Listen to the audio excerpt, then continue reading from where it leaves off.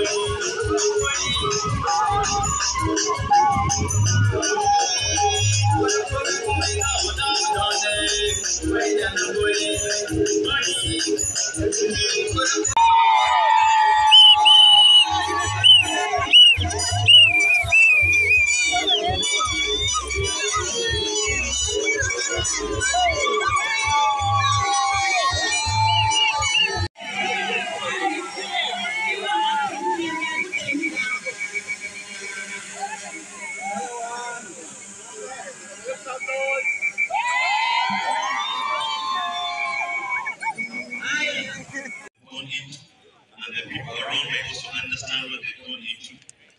Bless them, increase them in whatever they do. For the glory of God, in Jesus' name we pray. Amen. Ephesians chapter 5, 21 to 33. Amen. All right, we're going to pray. And then I will pray for them.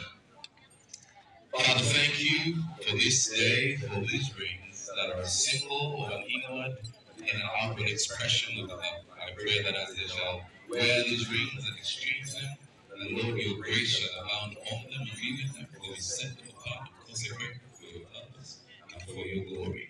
We give you thanks for that in Jesus' name. Amen.